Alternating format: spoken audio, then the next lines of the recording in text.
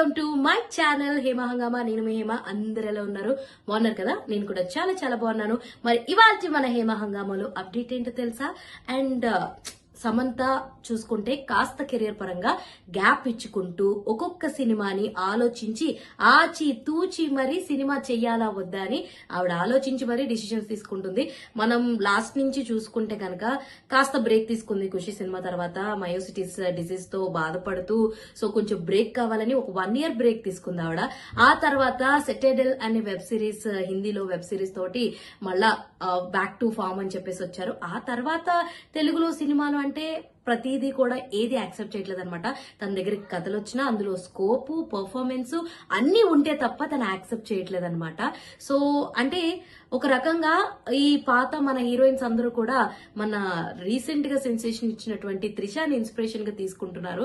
ఎందుకంటే performance, scope ఉంటే గనక ఇప్పటి హీరోలు, యువ హీరోలు కూడా క్యూలు కడతారు. అది డిలే అయినా పర్వాలేదు, మన డికేడ్ అయిపోయినా మళ్ళా స్టార్ట్ చేయొచ్చని త్రిష ప్రూవ్ చేస్తుంది అనమాట.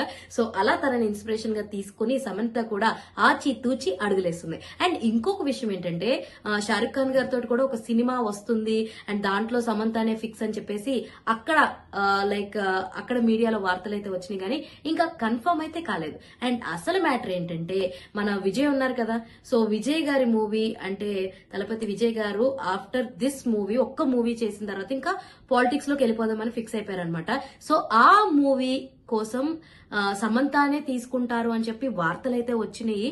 మరి అలా నిజంగా గనక వాళ్ళిద్దరు కాంబినేషన్ వస్తే ఇప్పటికే 2 సినిమాలు వచ్చినాయి, తేరి అండ్ అదిరింది సినిమాలు 2 కూడా మంచి హిట్ అయితే అందుకున్నాయి. వాళ్ళిద్దరు కాంబినేషన్ కూడా చాలా, వాళ్ళ ఫ్యాన్స్ కూడా చాలా ఈగర్ గా ఎదురు చూస్తుంటారు. మరి వాళ్ళ కాంబినేషన్ మళ్ళీ రిపీట్ అయ్యి ఆ సినిమా చాలా కీలకం విజయ్ గారి లైఫ్ లో. ఎందుకంటే so that is only the last cinema.